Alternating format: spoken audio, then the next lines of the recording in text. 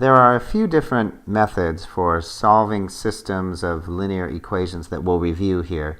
But first, before we do that, let's remind ourselves what a system of linear equations is. Well, a system just means that there are two or more, and in this case it's linear equations. And of course a linear equation can be graphed to form a line. So here we have two lines, which means it's a system of linear equations. And when we're solving for a system, what that means is we're finding any solutions that are solutions for all of the different equations in the system. In almost all cases, you'll just have two lines in your systems of linear equations. So if we think about it, every single point on this line is a solution to its equation, and every single point that's on this line is a solution to its equation, but there's only one point on the graph that's a solution to both equations, and that's this point right here. You probably could tell. So what you're asking for when we are solving a system of linear equations is what point solves both equations? And there are a few possibilities to keep in mind.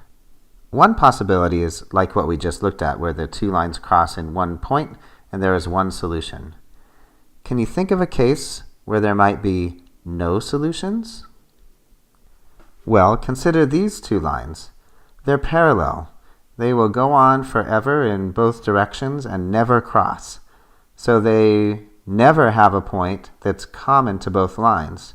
We can't find a point that's a solution to this line and to this line. So the system has no solution. Can you think of a case where there would be infinite solutions? Well, what about a situation like this one where the lines are exactly the same? Here I've drawn them one almost over the other so you can see both lines, but really they would be right on top of each other. Really the two equations would be the same, just different ways of expressing the equation.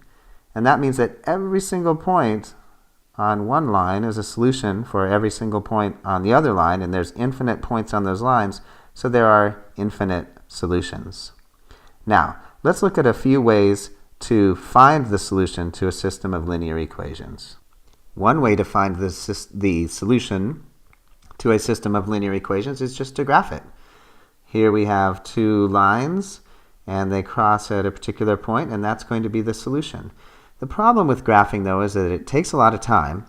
And also, like with this example here, what is that solution exactly? Well, it looks like it's kind of around -5, 2, but a little less than, and maybe -4 point something, and a little more than 2. In other words, it's sometimes inexact to find the solution by graphing. So because it takes a lot of time and it's inexact, you'll probably want to use either the substitution or elimination methods. I'm going to spend a tiny bit of time on substitution, but really spend more time on the elimination method because that works on some really cool skills.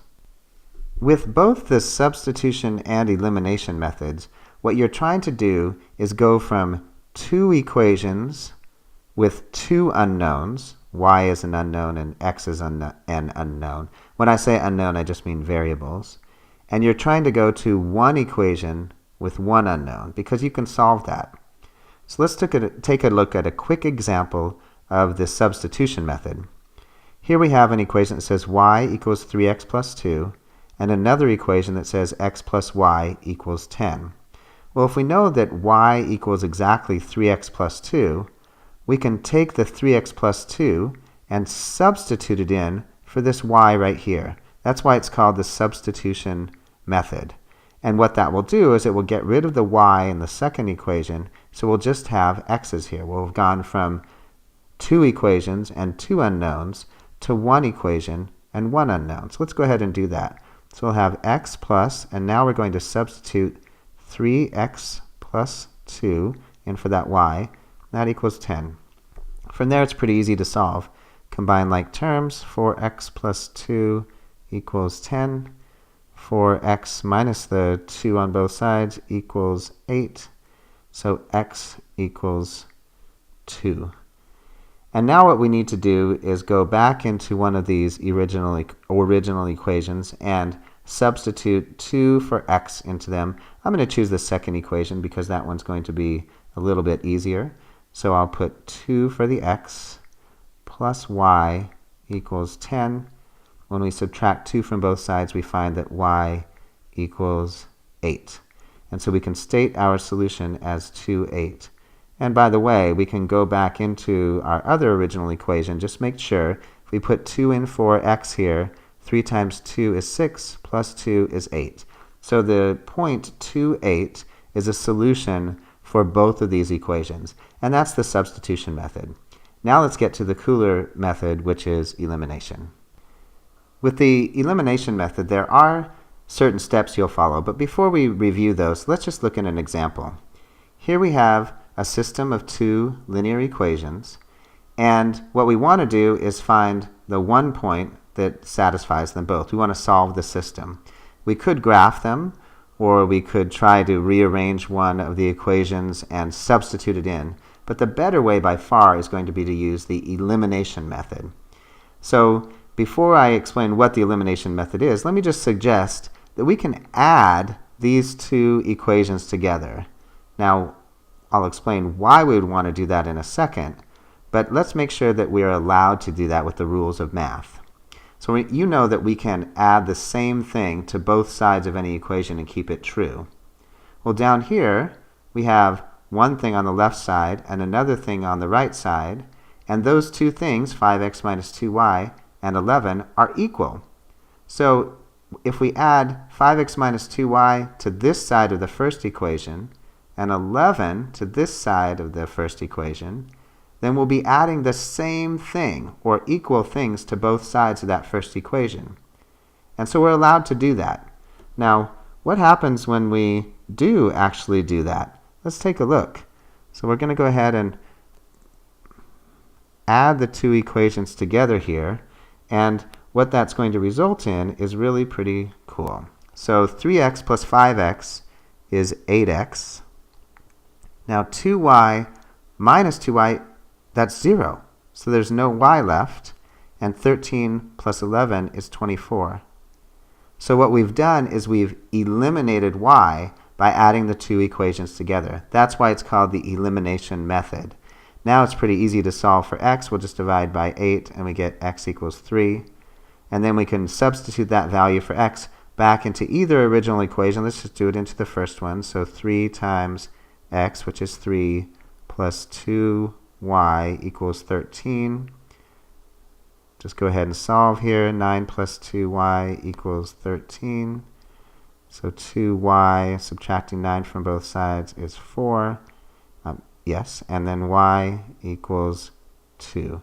And then we can state our solution is 3, 2. That's the one point that will be true for both of these 2 equations. And the reason we were able to find that so easily is we used the elimination method.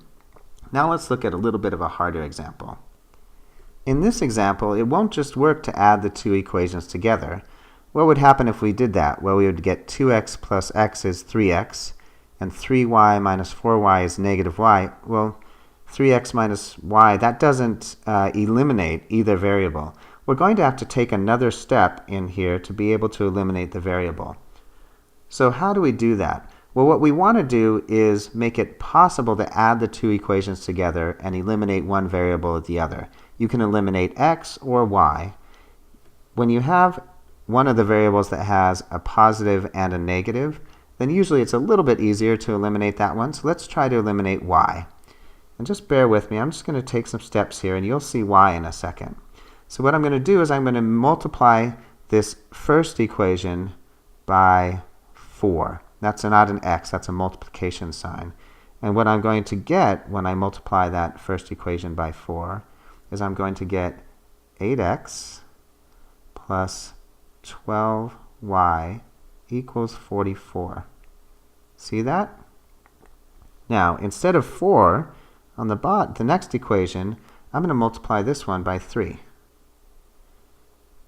Okay, so what do we get when we multiply that equation by 3? We get 3x minus 12y equals negative 66.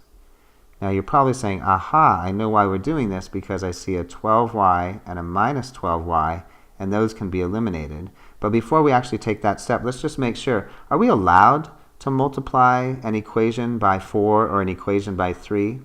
Well, really what we're doing is we're multiplying both sides of the equation by the same number. I'm taking this side and multiplying it by 4, and then the 11 and multiplying by 4. So yes, of course, we're allowed to do that. The only reason we do that, though, is so that we can add these two equations together now, and of course, this will allow us to eliminate one of the variables. We'll be going from 2 equations and 2 unknowns to 1 equation and 1 unknown. So here the 11x, the y's cancel out, and that equals negative 22. Divide by 11, and we get x equals negative 2. And then we can substitute that value back into any of the original equation, either of the original equations. So let's go ahead and just do it into the second one. 2 times negative 2, which is x, plus 3y equals 11. And then we have negative 4 plus 3y equals 11. Add 4 to both sides. 3y equals 15. Y equals 5. And we can state our solution as negative 2, 5. Now really quickly, how do we know what to multiply the equations by up here? Well, really what we were looking for is something that would allow y to be eliminated. And one of the ways to think about that is the old least common multiple. What's the multiple of 3 and multiple of 4, the lowest one, that we can find so that we can get the same number here if we multiply one equation by one number and one equation by another number. And that least common multiple for those two numbers, 3 and 4, happens to be 12. So you find the least common multiple, multiply the equations accordingly, and then you can add them up per the elimination method. The elimination method is also really great because it sets you up for a kind of mathematical thinking that you'll see down the road when you take on more advanced mathematics.